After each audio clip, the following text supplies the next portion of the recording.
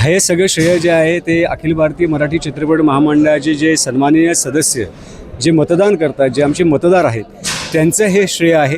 आणि 14च्या 14 उमेदवार हे त्यांनी विजयी करून दिलेले आहेत. आता आम्ही जे काही वचननामा जाहीर केला होता किंवा आम्ही जे काही गोष्टी करण्यासाठी पुढे सरसावलो आहोत, त्याची आता अंमलबजावणी कशी करता येईल यासाठी आमची जबाबदारी वाढली आणि आम्ही त्या पद्धतीने काम करणार आहोत. मला वाटतं विविध गोष्टी आम्ही ज्या डिक्लेअर केल्या होत्या, डिजिटायझेशन असेल, आमच्या कलाकारांसाठी, पडद्यामागच्या कलाकारांसाठी जी निवास व्यवस्था आहे त्याच्यासाठी जे प्रश्न आहेत ते सोडवण्यासाठी आम्ही प्रयत्न करणार आहोत. सगळ्या कलाकारांना आणि सगळ्या घटकांना अंडर वन रूप कसं आणता येईल याच्यासाठी चित्रपट संमेलन हे यावर्षीपासून सुरू करण्याचा आमचा मानस आहे. रवींद्र नाट्य मंदिरमधली आमची जी गेलेली जागा आहे ऑफिसची, ती पुन्हा मिळवणं हे आमचं ध्येय असणार आहे. आणि त्याचबरोबर जो GRमधून आमचं नाव वगळण्यात आलं होतं आणि NOC मिळण्यासाठी केवळ चित्रपट महामंडळाचा एक पत्र लागतं, NOC लागते, ते पुन्हा कसं GRमध्ये आणता येईल यासाठी आम्ही महत्त्वाचा प्रयत्न करणार आहोत. गेल्या निवडणुकीच्या मूलभूत सोयी सुविधांकडे दुर्लक्ष झाल्याचा गंभीर आरोप केला होता. या संदर्भात काय मला असं वाटतं की मला साधारणतः V. शांताराम साहेब आणि भालजी पेंढारकर यांच्यापासून ही परंपरा सुरू आली आहे. वर्षानुवर्ष एक वर्षांनी जेवढे वेगवेगळे संचालक आले, पदाधिकारी आले, त्यांनी चित्रपट महामंडळाने विविध प्रकारच्या सुधारणा करण्याचाच प्रयत्न केलेला आहे. आम्ही जे काय काम केलं आणि ते निश्चितपणे सुधारणा केल्याशिवाय आम्हाला इतक्या मोठ्या प्रमाणामध्ये निवडून दिलेलं नाही आहे. पण काही त्रुटी या आमच्याकडनं पण राहिल्या असतील तर त्या कशा काय त्याची अंमलबजावणी होईल याच्यासाठी आम्ही आता प्रयत्न करू. गेल्या निवडणुकीवेळी तुम्हाला संघर्ष करावा लागला होता निकालासाठी, आता तुम्ही वन साईड बाजी मारली, काय सांगशील? तेच मी ठरवलं होतं, यावेळेला घासून नाही तर ठासून.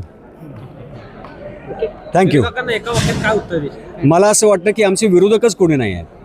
चित्रपटसृष्टी हे आमचे कुटुंब आहे.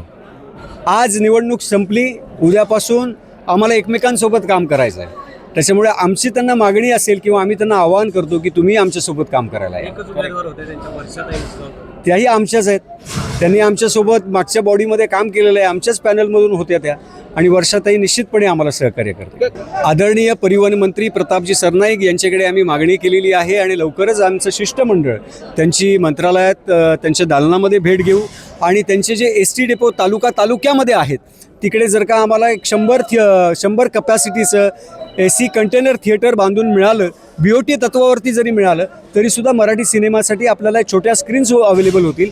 आणि मुंबई महानगरपालिकेने नुकताच आता अर्थसंकल्प सादर केला, त्याच्यामध्ये मराठी सिनेमासाठी एक्सक्लुझिव्ह थिएटर उभारणार याच्यासाठी महत्त्वाची पावलं त्यांनी उचललेली आहेत. आणि आदरणीय एकनाथजी शिंदे साहेब यांच्याकडे आम्ही जेव्हा प्रश्न घेऊन गेलो तेव्हा त्यांनी कलाकारांसाठी, पडद्यामागच्या कलाकारांसाठी सकारात्मक प्रतिसाद दिला आहे. आणि मला ठाम विश्वास आहे की यावेळेला सुद्धा आम्ही ज्यांच्याकडे जाऊ, ज्या मंत्री महोदयांकडून जाऊ, मग ते देवेंद्र फडणवीस साहेब असतील, शिंदे साहेब असतील, सुनेत्रा वहिनी असतील, सगळे जे काही सांस्कृतिक मंत्री आमचे आशिषजी शेलार असतील, सन्माननीय उदय सामंत साहेब असतील, या सगळ्यांकडे आम्ही जे चित्रपट महामंडळाच्या भल्यासाठी जाऊ त्यांच्याकडनं निश्चितपणे आम्हाला सहकार्य होईल. बाबा खूप बोर होतंय, काहीतरी नवीन फ्रेश ऑर्डर करा ना. माझ्याकडे एक सरप्राईज आहे. स्वाद गोकुळचा, आस्वाद परंपरेचा, गोडवा नात्याचा, गारवा आनंदाचा, गोकुळ आईस्क्रीम सोबती प्रत्येक क्षणाचा.